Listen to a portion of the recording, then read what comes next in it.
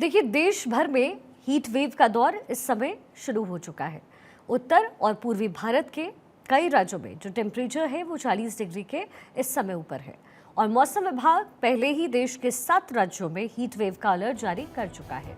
लेकिन सूरज की तपिश के साथ साथ देश का सियासी तापमान भी उसी अनुपात में बढ़ता जा रहा है और आज अपने इस कार्यक्रम में हम देश के इसी सियासी फीवर को नापने की कोशिश करने वाले हैं, क्योंकि आज तीसरे चरण के चुनाव के लिए प्रचार भले ही खत्म हो गया हो, लेकिन सियासी सरगर्मियां तेज हो चली हैं।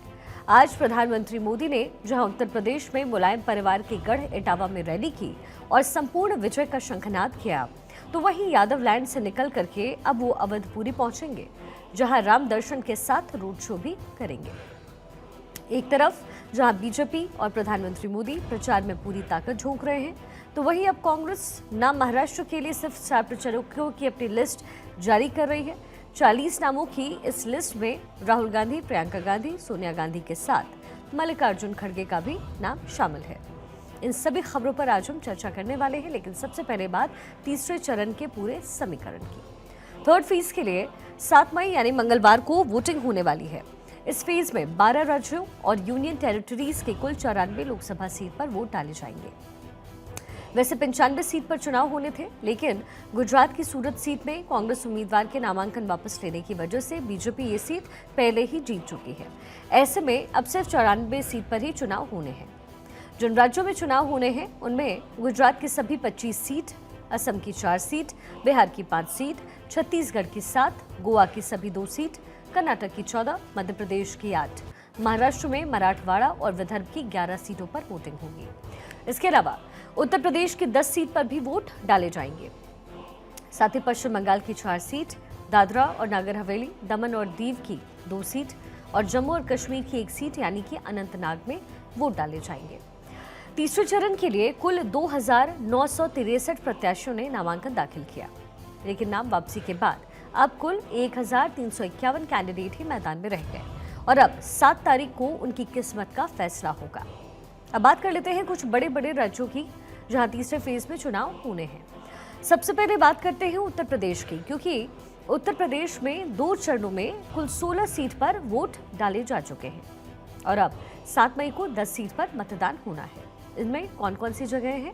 संभल, हाथरस, आगरा, फतेहपुर सीकरी, फिरोजाबाद, मैनपुरी, एटा, बदायूं, आंवला और बरेली लोकसभा के लिए वोट डाले जाएंगे 7 मई को। देखिए, साल 2019 में तीसरे चरण की इन जो 10 सीट हैं उसमें बीजेपी ने 8 सीटें जीती, जबकि सपा, बसपा और आरएलडी के गठबंधन को मिलाकर के 2 सीट हासिल हुई। अब आरएलडी बीजेपी के साथ है। ऐसे में बीजेपी के सामने यहाँ पुराने प्रदर्शन को बरकरार रखने की चुनौती तो है ही, साथ ही प्रदर्शन बेहतर करने की गुंजाइश भी है।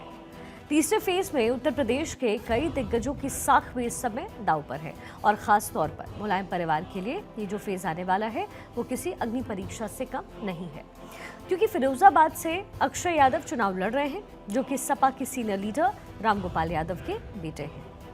वहीं बदायूं से शिवपाल यादव के बेटे आदित्य यादव चुनावी मैदान में हैं, जबकि मैनपुरी से खुद डिंपल यादव, जो कि अखिलेश की पत्नी है, वो चुनाव लड़ रही हैं। यानी मुलायम परिवार के 3 सदस्यों की साख इस समय इस फेज में दांव पर है। वहीं बीजेपी की अगर बात करें तो आगरा से केंद्रीय मंत्री एसपी सिंह बघेल चुनाव लड़ रहे हैं, जबकि फतेहपुर सीकरी से पूर्व गवर्नर बेबी रानी मौर्य मैदान में हैं। तो वहीं एटा से पूर्व सीएम कल्याण सिंह के बेटे और मौजूदा सांसद राजवीर सिंह की साख भी दांव पर होगी। अब ये तो हो गई उत्तर प्रदेश के समीकरण की बात। आगे बढ़ते हुए बात अब करते हैं मध्य प्रदेश की। एमपी में कुल 9 सीट पर वोटिंग होगी, जिसमें मुरैना, भिंड, ग्वालियर, गुना, सागर, विदिशा, भोपाल, राजगढ़ और बैतूल, इसमें तीसरे चरण में मतदान होगा। अब इसका समीकरण आपको समझाते हैं।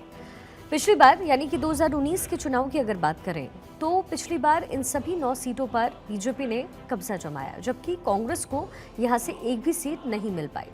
अब बात करते हैं तीसरे चरण के उन दिग्गजों की जो तीसरे चरण के रण के लिए मैदान में उतरे हुए हैं थर्ड फेज में। इसमें पूर्व सीएम शिवराज सिंह चौहान हैं, जो कि विदिशा से चुनाव लड़ रहे हैं।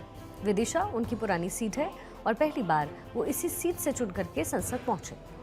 इसके अलावा केंद्रीय मंत्री ज्योतिरादित्य सिंधिया अपनी पारंपरिक सीट गुना शिवपुरी से चुनाव लड़ रहे हैं। इससे पहले 2019 में बीजेपी उम्मीदवार ने गुना से ही ज्योतिरादित्य सिंधिया को हराया था, लेकिन बाद में सिंधिया कांग्रेस छोड़कर के बीजेपी में शामिल हो गए और अब बीजेपी के उम्मीदवार हैं। और इसी तरीके से भोपाल से चुनाव हारने के बाद इस बार दिग्विजय सिंह अपने घर राजगढ़ लौटे हैं।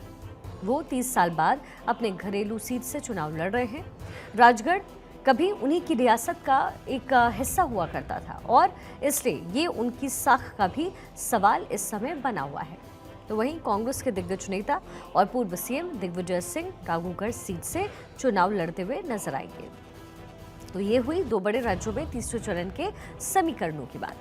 हालांकि अब इसके बाद 13 मई को चौथे चरण की वोटिंग होगी, जिसमें आंध्र प्रदेश की सभी 25 सीटों और तेलंगाना की सभी 17 सीटों पर वोट डाले जाएंगे। 20 मई को 5वें फेज के लिए वोटिंग होगी, जिसमें 8 राज्यों और केंद्र शासित प्रदेशों की कुल 49 लोकसभा सीट पर वोटिंग होगी। 6वें चरण की वोटिंग में यानी 25 मई को जो है उसमें 7 राज्यों की 57 सीटों पर मतदान होगा और इस फेज में दिल्ली की 7 सीटों के साथ साथ हरियाणा की सभी 10 सीटों के लिए वोट डाले जाएंगे। चुनाव का आखिरी चरण 1 जून को होगा, जिसमें 8 राज्यों केंद्र शासित प्रदेशों की 57 सीटों पर वोटिंग होनी है। इस फेज में पंजाब और हिमाचल प्रदेश की सभी सीटों पर वोट डाले जाएंगे, जबकि काउंटिंग 4 जून को होगी।